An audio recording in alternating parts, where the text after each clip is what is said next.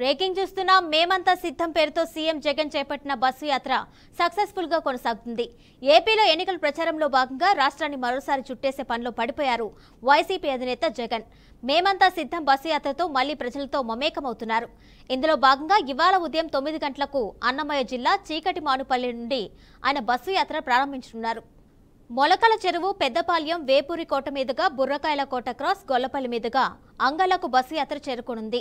సాయంత్రం 3:30 మదనపల్లె టిప్పు సుల్తాన్ గ్రౌండ్లో మేమంతా సిద్ధం బహిరంగ సభలో సీఎం జగన్ ప్రసంగించనున్నారు. సభానంతరం నిమ్మనపల్లి క్రాస్, బోయగుండ క్రాస్, చౌడేపల్లి, సోముల మీదుగా పుంగనూరు నియోజకవర్గం అమ్మగారిపల్లి శివారులో ముఖ్యమంత్రి రాత్రి బస్ చేయనున్నారు. సీఎం బస్సు యాత్ర కోసం వైసీపీ నేతలు ఏర్పాట్లు పూర్తి చేశారు. మేమంతా సిద్ధం పేరుతో సీఎం జగన్ చేపట్టిన బస్సు యాత్ర సక్సెస్ఫుల్ గా కొనసాగుతుంది. ఏపీలో ఎన్నికల ప్రచారంలో భాగంగా రాష్ట్రాన్ని మరోసారి చుట్టేసే పనిలో పడిపోయారు వైసీపీ అధినేత జగన్.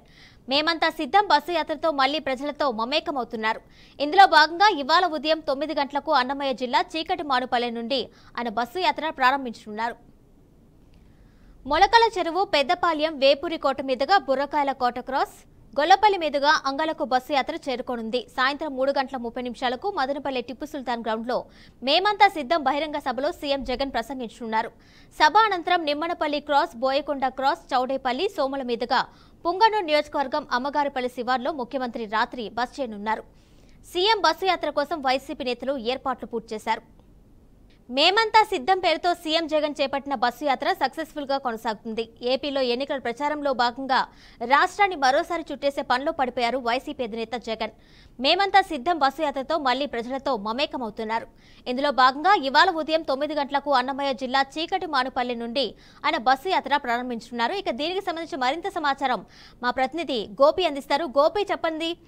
అన్నమయ్య జిల్లాలో అయితే మేమంతా సిద్ధం బస్సు యాత్ర స్టార్ట్ అవుతున్నట్టు తెలుస్తుంది. దానికి సంబంధించిన డీటెయిల్స్ చెప్పండి. అలాగే షెడ్యూల్ ఏ విధంగా ఉంది? ఇవాళ అంటే ఆల్రెడీ గత కొద్ది రోజుల నుంచి కూడా రాష్ట్ర ముఖ్యమంత్రి వైఎస్ జగన్మోహన్ రెడ్డి మేమంతా సిద్ధం అంటూ కూడా అంటే ఎన్నికల ప్రచారాన్ని నిర్వహిస్తున్న పరిస్థితి మనం చూస్తున్నాం. బస్సు యాత్ర పేరుతో ఆ పార్టీ ఇప్పటికీ కూడా చాలా ప్రాంతాల్లో నిర్వహిస్తుంది. అందులో భాగంగానే రాయలసీమ జిల్లాల్లో మరి కాసేపట్లో అంటే ఇవాళ 10 గంటలకి అన్నమయ్య జిల్లా మదనపల్లికి చేరుకోబోతారు. అక్కడ ఆల్రెడీ గత 2 రోజుల నుంచి కూడా మంత్రి పెద్దిరెడ్డి రామచంద్రారెడ్డి ఉన్నటువంటి క్యాడర్ అంతా కూడా ఎమ్మెల్యేల అభ్యర్థులు వీళ్ళందరూ కూడా భారీ ఏర్పాట్లు చేసుకోవడం జరిగింది. అంటే అధినేత వస్తున్న నేపథ్యంలో ఎటువంటి ఇబ్బందులు లేకుండా ఏర్పాట్లు చేసుకున్నారు. అక్కడ దాదాపుగా 1.5 గంట పాటు కూడా బహిరంగ సభ, రోడ్ షో కూడా నిర్వహిస్తారు మదనపల్లిలో. అయితే పెద్ద ఎత్తున అంటే అక్కడికి అంటే వైసీపీకి సంబంధించిన నాయకులు, కార్యకర్తలు వస్తారన్న నేపథ్యంలో పోలీసులు కూడా కట్టుదిట్టమైన భద్రతా చర్యలు తీసుకోవడం జరిగింది.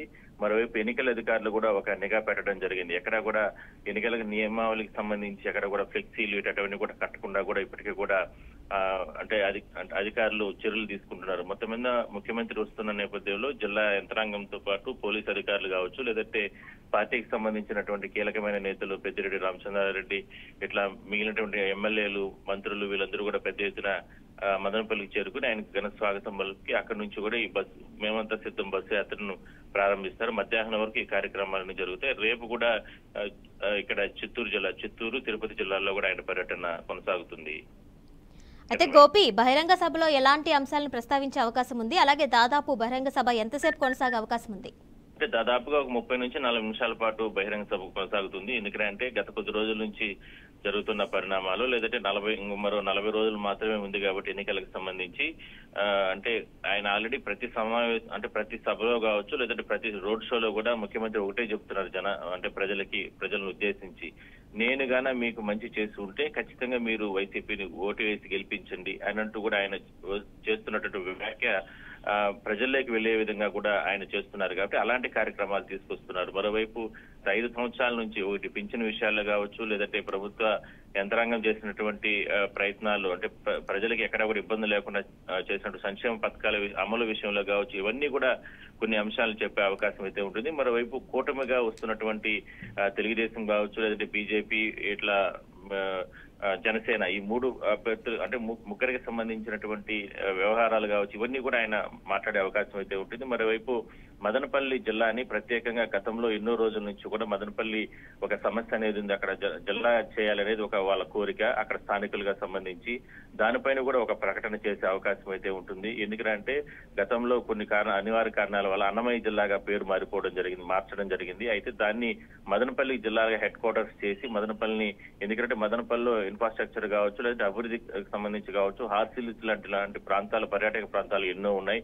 మరి మదనపల్లి గాని అభివృద్ధి గాని చేయగలిగితే ఒక మోడల్ సిటీగా, అంటే మోడల్ జిల్లాగా అక్కడ తయారవుతుందని ఎంతో మంది ప్రపోజల్ పెట్టినప్పటికీ కూడా కొన్ని కారణాలతో అన్నమయ్య జిల్లాగా చేయడం జరిగింది. దాన్ని కూడా ఇవాళ ఎన్నికలకు సంబంధించినటువంటి అంశంలో అంటే లిస్ట్ లో చేర్చుకుని మదనపల్లి జిల్లాను కూడా ప్రకటన చేసే అవకాశం కూడా ఉంటుందంటూ కూడా ఆ పార్టీకి సంబంధించినటువంటి నేతలు కూడా చెప్తున్నారు. మొత్తం మీద ఎన్నికలు దగ్గర పడుతున్నాయి, చాలా తక్కువ టైం ఉంది కాబట్టి ఆయన సంసిద్ధం అనేటటువంటి పేరుతో, మేమంతా సిద్ధం అనేటువంటి పేరుతో బస్సు యాత్ర చేస్తున్నారు కాబట్టి అందులో భాగంగానే మదనపల్లికి రాబోతున్నారు. మదనపల్లికి వచ్చిన తర్వాత ఈ కార్యక్రమాలన్నీ కూడా ఆయన పాల్గొనబోతున్నాడు. ఆ కార్యక్రమాల్లో కొన్ని ప్రజలను ఉద్దేశించి కూడా మదనపల్లి జిల్లాతో పాటు మరికొన్ని సమస్యలపైన, ప్రజలకు సంబంధించి ఉన్నటువంటి సమస్యలపైన కూడా మాట్లాడే అవకాశం అయితే ఉంటుంది. Right Gopinath, thank you.